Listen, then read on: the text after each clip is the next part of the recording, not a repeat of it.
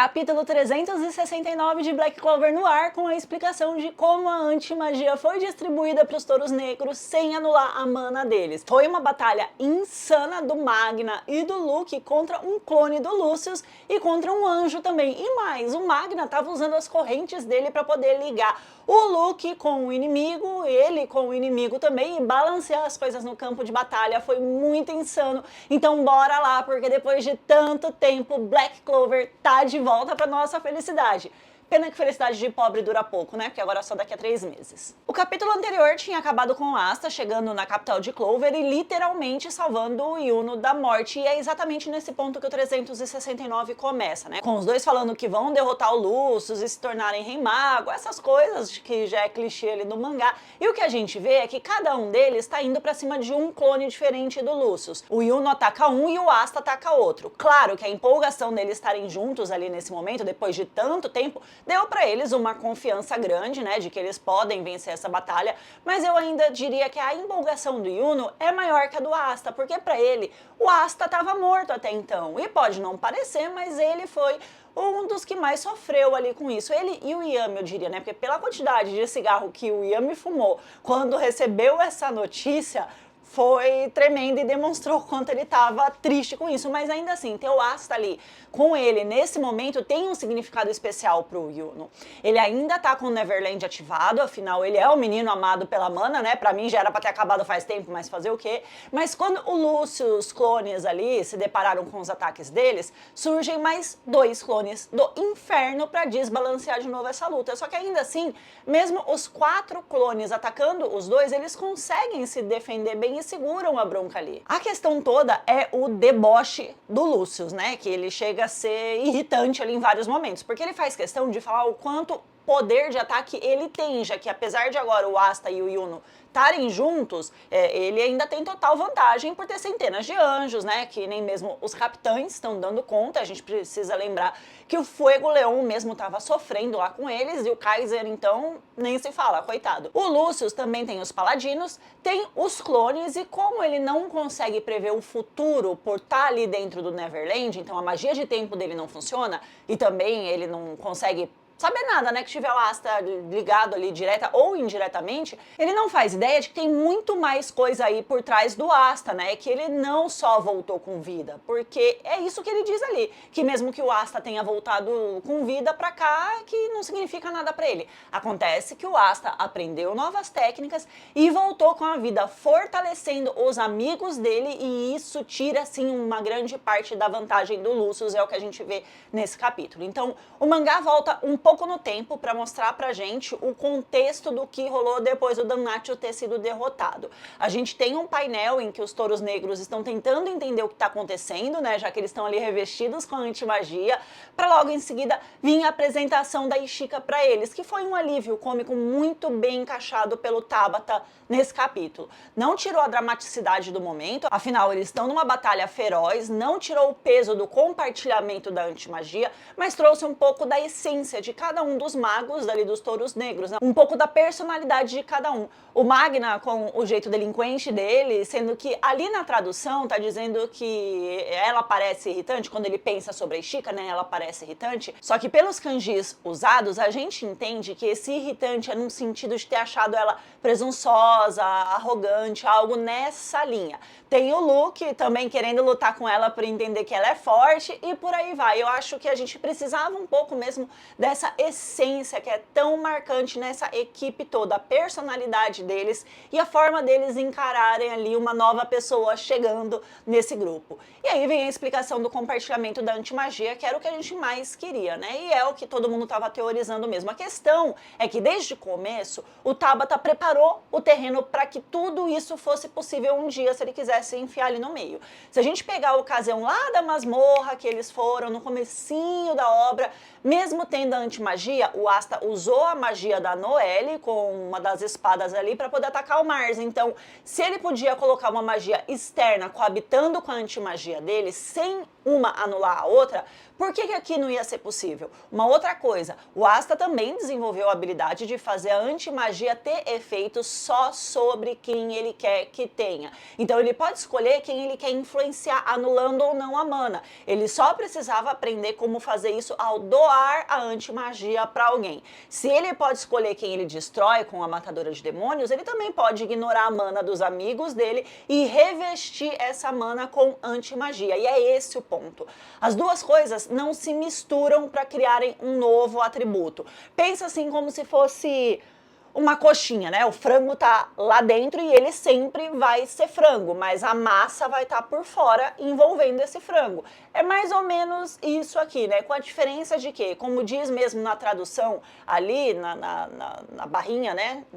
Numa notinha que tem ali, elas se entrelaçam. A mana com a antimagia faz com que o poder de fogo, ou de vento, ou de eletricidade tenha a mesma possibilidade de atravessar a mana de um inimigo e atingir ele com força total. Então, a natureza da mana de cada um dos cavaleiros ali continua intacta. O entrelaçamento quântico que é mencionado nessa nota funciona assim. Um objeto continua separado do outro ao mesmo tempo que eles se influenciam, ou seja, você pode pegar duas partículas num entrelaçamento quântico, apesar de estarem separadas, elas estão conectadas uma à outra. Por isso faz tanto sentido aqui na narrativa. Quando o Asta quer anular a magia de alguém, ele usa o poder da antimagia dele para misturar com a mana do inimigo, tá? Pra gente entender de uma forma mais didática ao esse poder encostar nesse inimigo, anulando a sua propriedade. Mas com os touros negros esse poder não se misturou, ele se conectou como se fossem duas peças de um quebra-cabeça.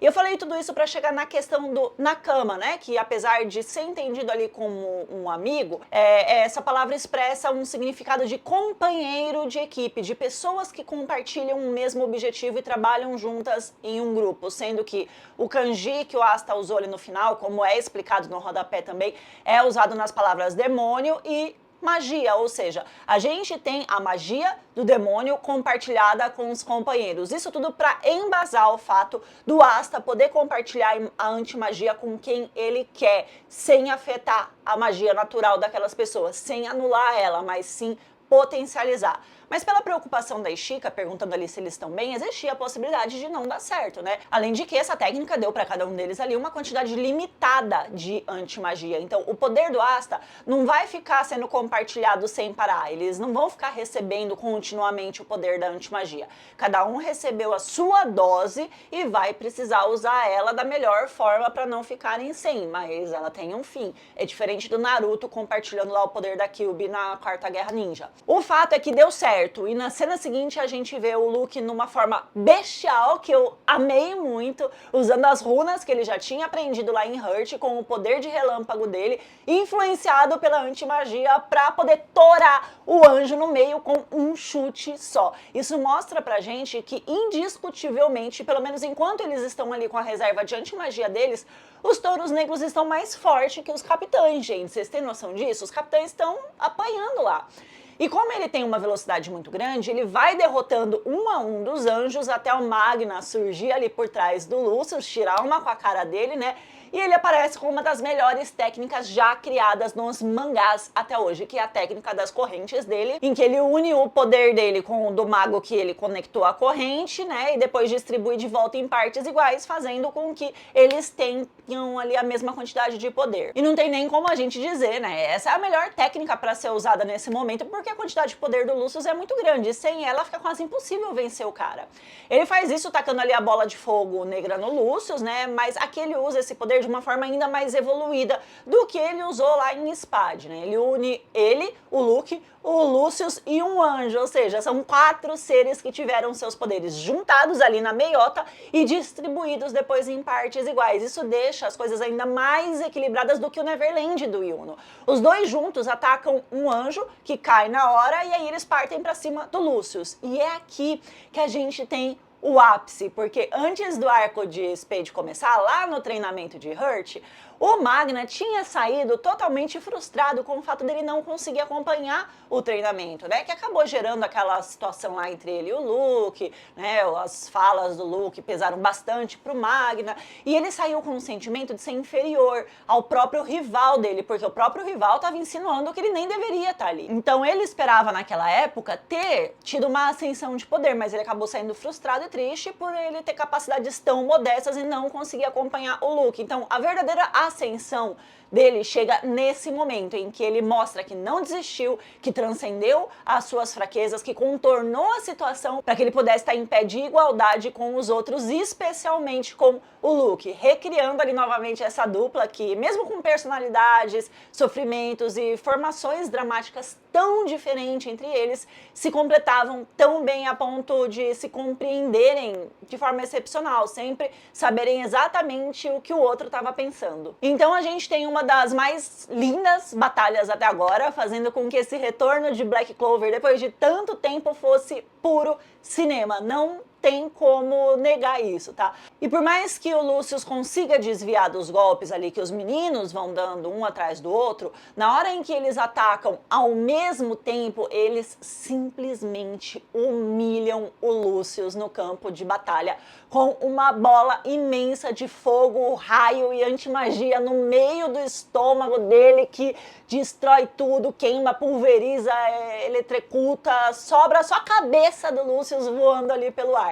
Agora sim, as duas metades de uma relação estão juntas novamente, e isso tudo mostra o quanto um precisa do outro, e eu ainda digo mais, o quanto um quer o outro do lado. Isso mostra o reconhecimento que o Luke tem do Magna e vice-versa, porque nada pode parar os dois quando eles estão juntos. Esse também é um ponto alto desse capítulo, porque traz de volta a melhor habilidade do Tabata como mangaka, que é a capacidade de desenvolver as melhores batalhas em equipe que a gente vai ter aí nas obras japonesas. São batalhas coerentes, bem coreografadas, bem desenvolvidas e que fazem total sentido dentro do esquema de poderes de cada personagem. Ele usa muito bem a diversidade de poderes que ele criou, os efeitos, e monta uma estratégia que é totalmente coerente com o inimigo e com os pontos fracos dele. Ficou muito bom mesmo nisso daqui, nessa batalha, ficou fantástico.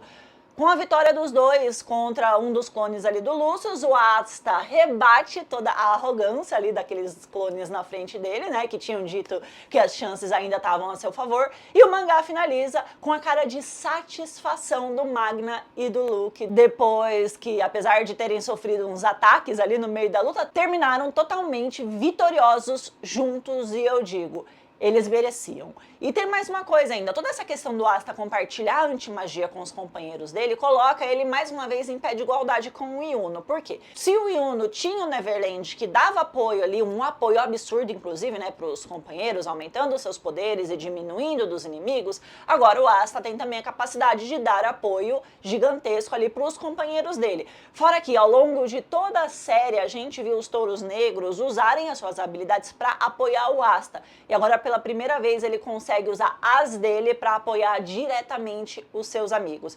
Vendo esse capítulo, eu acho que fica nítido que o Tabata precisava mesmo dessa pausa, né? E o que a gente tem aqui é um capítulo insano, com uma batalha tremenda e que provavelmente vai culminar aí um trunfo dos heróis nos próximos capítulos, para depois vir a quebra do Neverland e o Lucius voltar a usar a magia do tempo dele e o jogo virar de novo. O que eu ainda me questiono é o fato de que, se o mangá está sendo finalizado, como foi dito ali no anúncio da troca da revista, e na Jump Giga, Black Clover só teria 3, 4 capítulos, a gente não ia ter tempo suficiente para que a obra fosse finalizada de forma decente. Gente, não dá, até porque a gente esperava mais folhas, né, nesse capítulo aí, e a gente teve só 28 páginas. Eu achei pouco, para falar a verdade.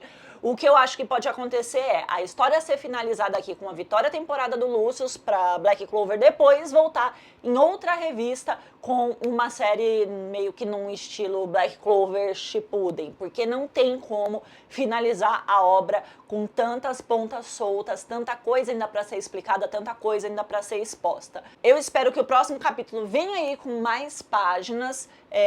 Como eu disse, eu achei que realmente foi pouco, eu esperava bem mais, eu esperava umas 40 a 50 páginas, Mas vamos confiar no Tabata porque ele mostrou que sabe o que faz. Ele sempre mostra. E uma coisa que eu não falei também, a arte desse capítulo está lindíssima. Cada detalhe, cada forma ali de cenários, sabe, de texturas, tá muito detalhado, cada movimentação, as prédios, as construções, tá tudo muito bem feito e principalmente olha a feição dos personagens, que é onde o Tabata arrasa demais. Me contem aqui o que é que vocês acharam do capítulo. Desculpem aí pelo sumiço que eu tive, né? Tô quase 2 meses sem postar nada, mas eu acho que agora eu consigo normalizar. Não me esqueçam, gente, por favor, tá bom? Eu vou continuar trazendo vídeos aqui no canal. Foi só que eu me dei uma enrolada aí com faculdade, uns problemas que eu tive, mas tô de volta. Beijos pra vocês. Tchau.